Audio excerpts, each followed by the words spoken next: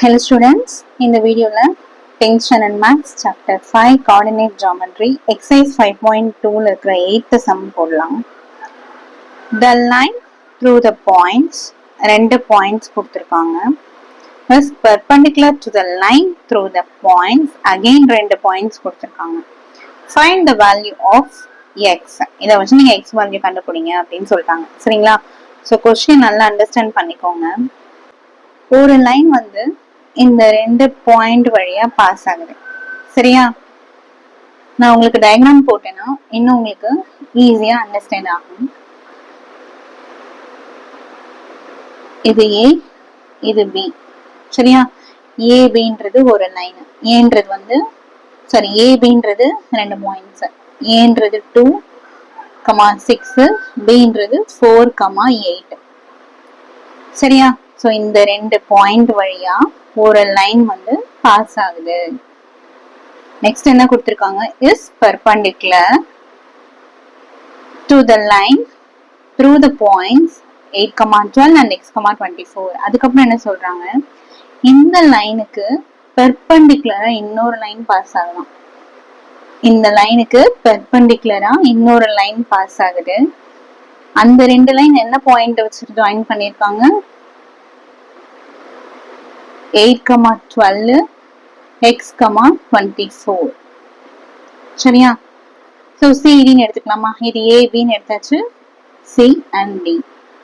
பெர்பெண்டிகுலர்னா rules என்ன? 90 degree இருக்குமா?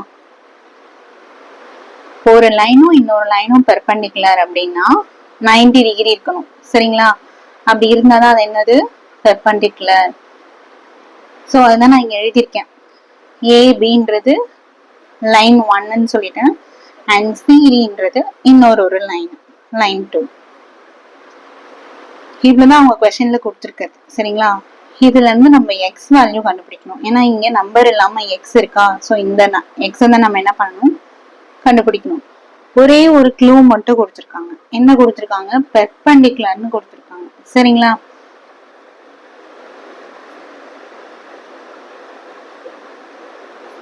condition for perpendicular, அதாவது இப்போ ரெண்டு லைன் வந்து பெர்பெண்டிகுலரா இருக்கணும் அப்படின்னா டூ லைன்ஸ், அதுக்கு ஃபார்முலா என்னன்னா, இந்த ஃபார்முலான்னு சொல்றதை விட கண்டிஷன்னு சொல்லணும். m1 into m2 is equal to -1. First லைனுக்கு ஸ்லோப் கண்டுபிடிக்கிறதுக்கு பேரு m1, ரெண்டாவது இருக்கிற லைனுக்கு ஸ்லோப் கண்டுபிடிக்கிறதுக்கு பேரு m2. இந்த ரெண்டுத்தையுமே நம்ம கண்டுபிடிச்சிட்டு மல்டிப்ளை பண்ணா நமக்கு ஆன்சர் வந்து ஈக்குவல் டு -1ன்னு வரணும். அப்படி வந்துச்சுன்னா என்ன அர்த்தம்? இந்த லைனு இன்னொரு லைனுக்கு பெர்பெண்டிகுலரா இருக்கு அப்படின்ற மீனிங். சரியா?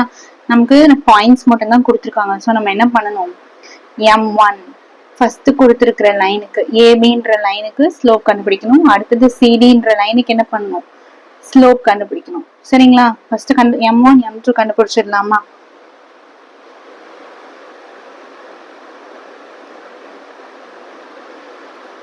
ஸ்லோப் ஆஃப் ஏபி ஏன்றது -2,6, பின்றது 4,8. இதை நான் m1ன்னு சொல்றேன். ரெண்டு பாயிண்ட்டுக்கு ஸ்லோப் கண்டுபிடிக்கணும்னா ஃபார்முலா என்ன? y2 minus y1 by x2 minus x1. so இது x1, இது y1, இது x2, இது y2. y2 8 minus y1 6 by x2ன்றது 4 minus x1ன்றது -2. so 8ல 6 போயிடுச்சுன்னா 2 by இங்க 4 இருக்கு, minus into minus plus so 4 plus 2 என்ன வரும்? 6. இப்போ இதை நம்ம கேன்சல் பண்ணும்போது என்ன கிடைக்கும்? 1 by 3 1 by 3. so இப்போ m1 என்ன கண்டுபிடிச்சாச்சு? 1 by 3 கண்டுபிடிச்சாச்சு. அடுத்து என்ன கண்டுபிடிக்கணும்? m2ன்னும் போது அடுத்த லைன் இருக்கு இல்லையா? இந்த லைன் சிடிக்கு என்ன பண்ணணும்? ஸ்லோப் கண்டுபிடிக்கணும். அதை m2ன்னு சொல்லலாமா? slope of CD. C என்ற point 8,12, D என்ற point x, 24, x1, y1, x2, y2. So slope kana formula y2 minus y1 by x2 minus x1. Now y2 24 minus y1 12 by x2 x minus x1 என்றது 8. So இப்போ 24 minus 12 na என்னது 12 12 by x minus 8. So இது வந்து m2 m1 கண்டுபிடிச்சாச்சு, m2 கண்டுபிடிச்சாச்சு. சரிங்களா? இது ரெண்டு என்ன பண்ணணும்?